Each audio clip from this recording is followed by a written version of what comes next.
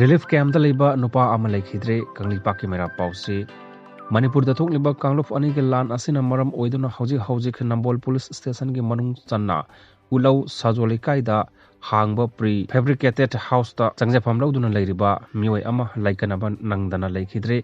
लेखिद्रबा मियोय अदुगी ममिंग अहोंग सांगबम इनौबी सिंह चाही यंखै मरी अपोकपा लेखिद्रबा ए केबा सिंह कौवी हाइरी बिष्णुपुर डिस्ट्रिक्ट की मनुंग चनबा तोरबुंग बंगलादगिनी मियोय असि ngarang numidang pung 13 rom taba matamda masage anaba amana maram oiraga community health center nambol da pukhatuna laikannaraba matungda laikannaba ngamdana lekhibani hairi makna lekhidabada ngasi ulau sajo lekai da hangba pre fabricated house da leiriba miyamna lekhidabagi mafamda aroiba ikai khunaba utkhre khulngakpa hatpa commando action logadabani fazin kiba khulngakpa taruk condition yaudana thadokadabani haina Thoubal दा लंबी थिंबगी खोंजंग चंगचिनख्रे ngarang thobal district ki salungpham da thokiba nongmai kapna bagi thodok ta fakhiba khulngakpa mioi taruk condition amate yaudana thodokadabani khulngakpa faraga hat pada senaba police commando gi mathakta matik chaba ain gi oiba action lokatkadabani haina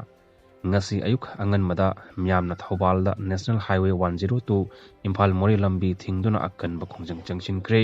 pause asana thodok thokham dagi phangba pawgi matung inna ngasi ayuk pung 10 makhai rom taba matamda thobal district ki tungan ba mafam singdagi lakpa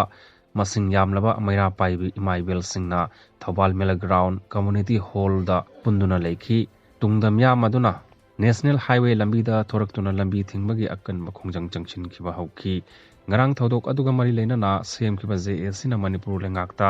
diman kya tanduna taksilgi diman jing adudi khulngakpa myo sing hat pada senaba police commando thabaktagi lokthokadabani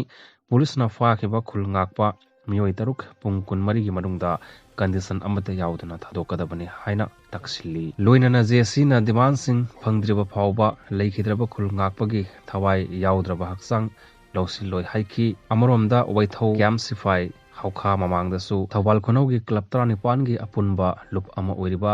maitai community joint coordinating committee imaibel singnasu salungphamda thokiba thodok adu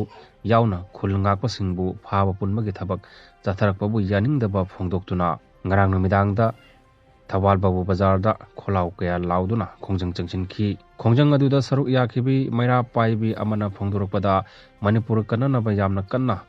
honajariba khulngakpa isa inausing asibu ngakpi senbibagi mahuta makoibu phaba punba amadi hatpagi thabak chatharakpa asi mama oibasingna yaningde leibaki yeknaba manipurbu thukainaba honariba terrorist singda khuthabagi mahuta state force singna maitai khulngakpa singda onsinduna khutharakpa haiba asi yamna lebak thibani thodok asigumna matungda amuk hanna thogan biganu amoromda phajin khiba khulngakpa mioi taruk pusu athuba matamda condition amata yaudana thadok pirau hainasu appeal tokhi